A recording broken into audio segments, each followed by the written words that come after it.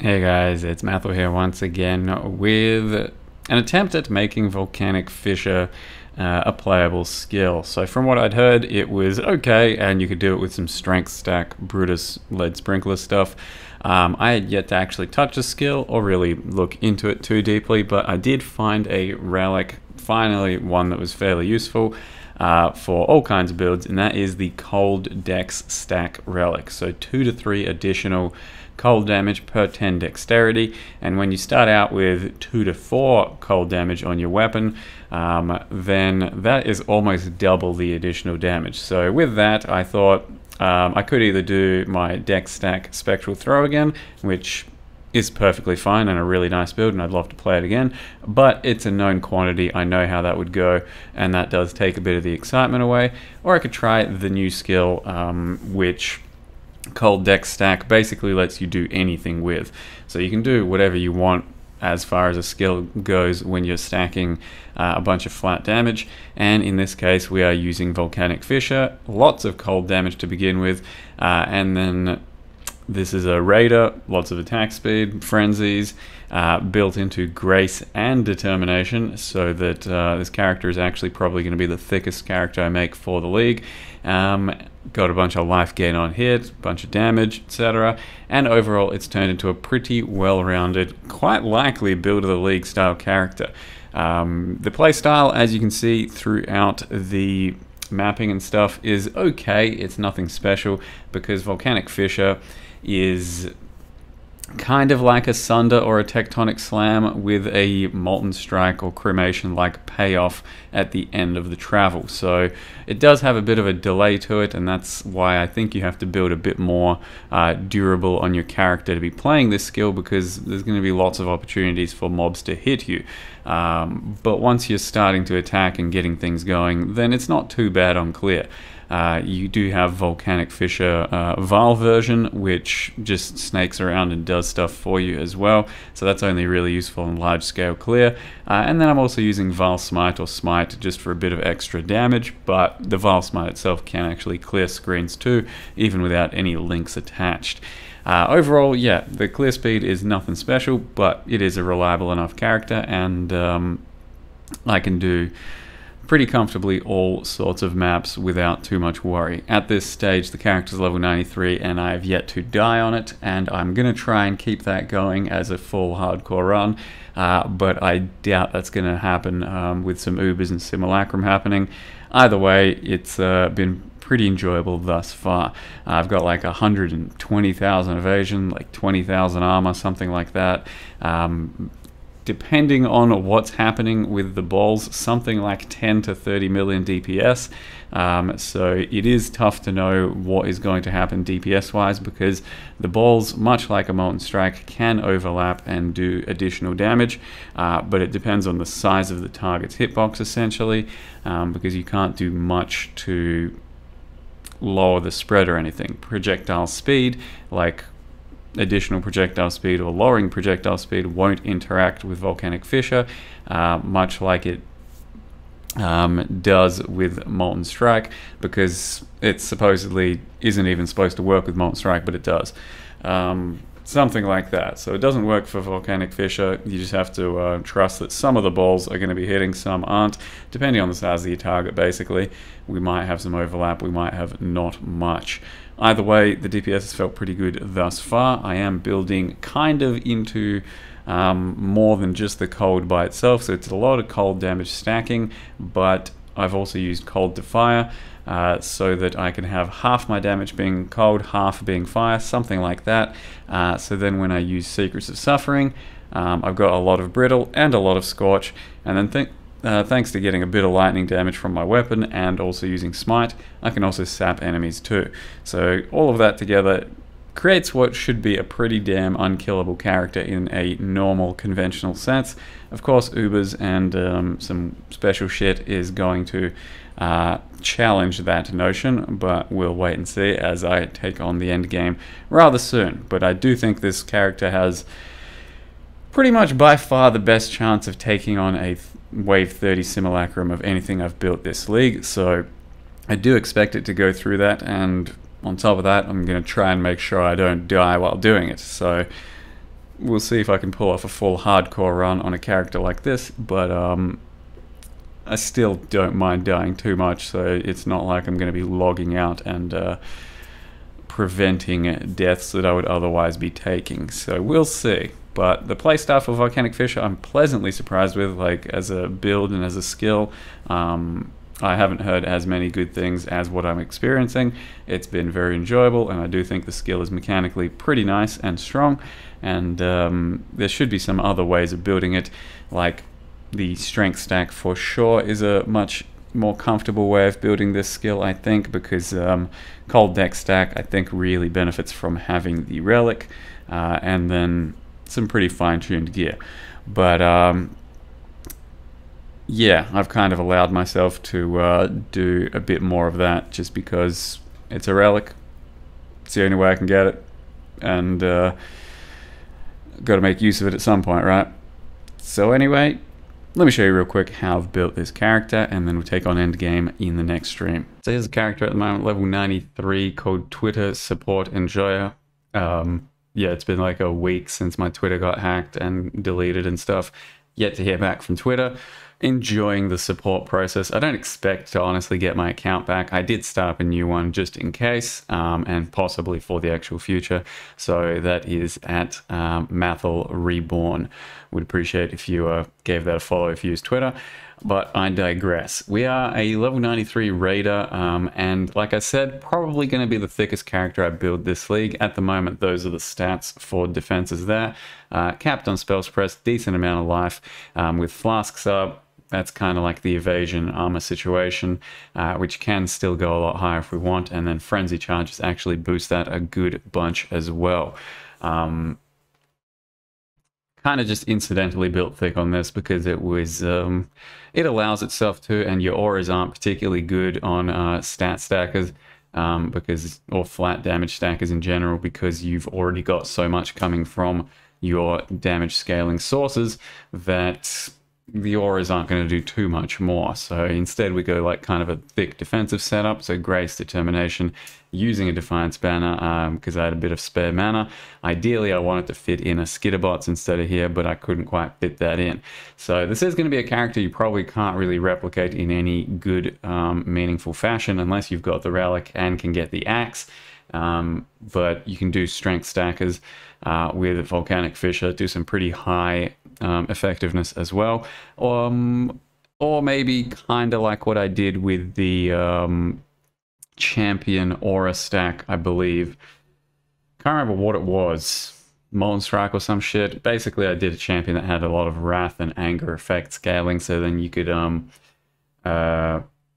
do a lot of flat damage there. A kinetic bolt one I did as well with that. So you can do a lot of flat damage stacking like that and still have good success with Volcanic Fissure, I believe. But basically I'm building around this relic because I found it, and it's really, you know, one of those sort of largely build enhancing things. If I take this out of my build right now, I'd lose about like 30 to 40% of my damage. So it is a bit of a good one.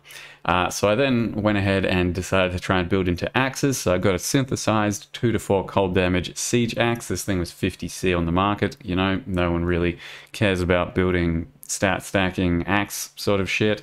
I then used lightning essences because I wanted a bit of lightning damage for the Secrets of Suffering sap, until I got a cold roll, isolated those 2 rolls, locked the prefixes, did an unveil, got the unveil of the attacks, deal Ellie pen, locked the prefixes again, and cleaned it up and just did a multi-mod for attack speed and crit with a bit of stats. The build does struggle kind of getting int and a bit of strength, so it does help to get that sort of stuff into the build. And then I'll also get a bit of attack speed from the quality soon. But yeah, that's what we're dealing with. You can use swords as well with the deck stack. You can just craft it on swords, it's pretty easy. But then you can't use like Volcanic Fissure, because Volcanic Fissure unfortunately specifies axe, mace, scepter, staff, unarmed. Scepters synthesized exist as well. Maces exist synthesized as well. But you want one with sort of decent attack speed. So bear that in mind. The only axe specific thing I'm actually doing on the tree at the moment is just this wheel here, which is a pretty nice wheel, and it does a bit of crit multi, and also helps me build up rage. So other than that, the tree is generic enough that you can use whatever you want if you're going to try and follow this for some strange to follow reason. Basically, we are building around Volcanic Fissure, has some projectiles to begin with. The anomalous version gives you 1 additional projectile for the 20 quality. I then have the Helm enchant on a Fractal Thoughts, which has 2 additional projectiles. It is a bit of a bitrate nightmare and a bit of a visual nightmare. Once you're actually attacking a mob with really good attack speed and scaling all your shit, then you really can't actually see what's happening underneath it. So it is going to be tough to do mechanics on this character, on this skill, and that helps to build thicker as well. So I got that, grabbed a Dex % amulet, just rolled it with Dex essences until I hit stats and something else. In this case, just a bit of crit, which nothing too special. So the amulet's okay, but it's about as good as it realistically can be without spending a lot more money.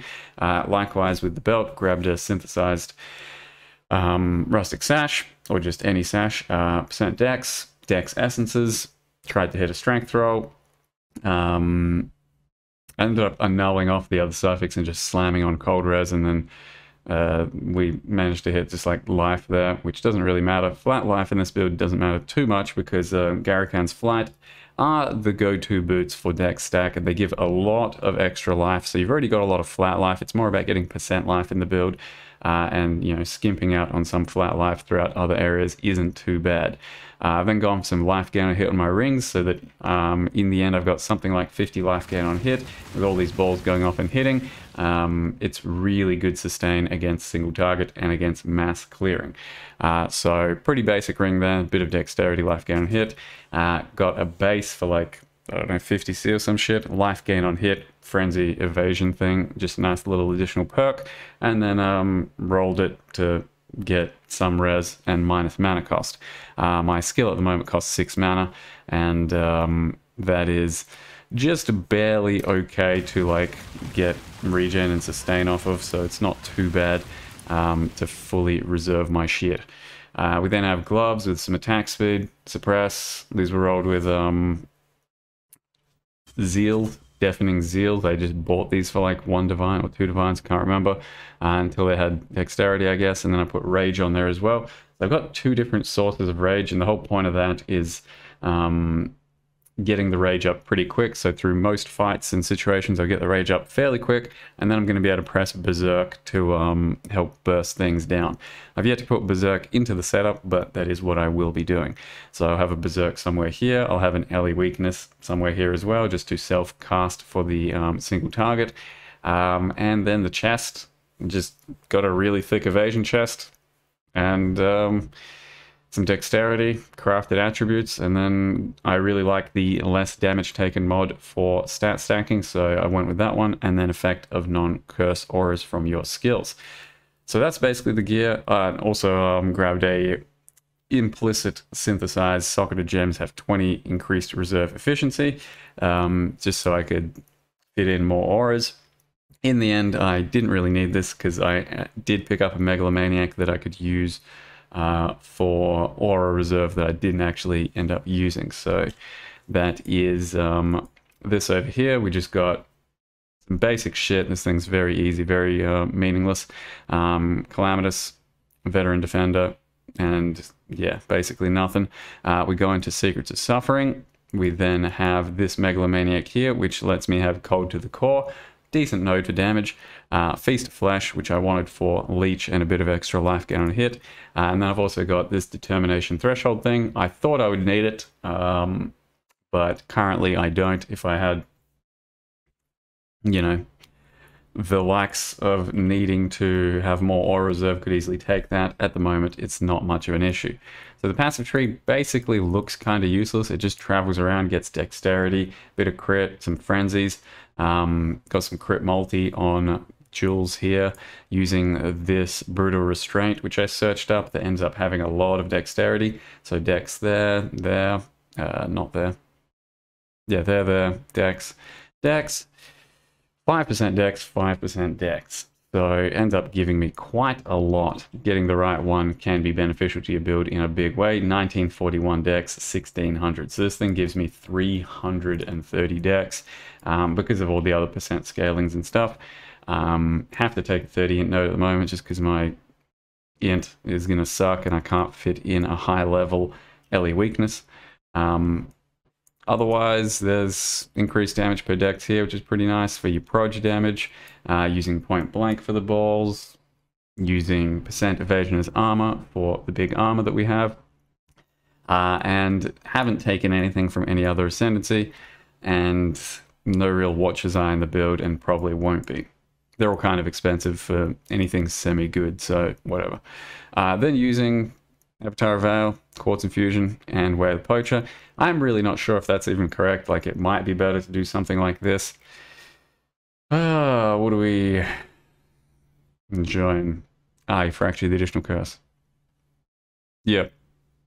So that's the kind of armor I would craft on if I was going to have the availability of that for this type of build, because it would save me an anoint. I'm going to anoint additional curse, and then use early weakness in that way. Not a big deal. I instead just want a really thick evasion chest, and that is still fine. But yeah. Anyway, could it very easily be an onslaught angle instead of using frenzies, and then basically I wouldn't spec so hard into frenzies and go all this way. I'd probably like isolate more into second cluster or some shit. So a strength stack version, you know, could just as easily work off of a champion or a chieftain, a Zerker, all of that sort of stuff. I do think Volcanic Fissure is pretty cool and worth looking into, but this is just going to be my one version of the build. Hopefully I can put out a good example of a really nice build that is a bit custom made, but just another good example of all the stuff that you can do out there that many people aren't doing. So as far as the MTX setup is concerned, if you're into that, it's just one of the new supporters, Hellfire body armor. I think it's one of the new supporters, yeah. Hellfire, Sunrise Shield, Supreme Emberkeep Wings, which I think were an older supporter pack. Nightfall Weapon with Subjugator Weapon creates this sort of big lightsabery thing that for some reason just works this way. And that's it for now. I hope you guys enjoyed the build video. Thank you very much for watching. See you guys next time.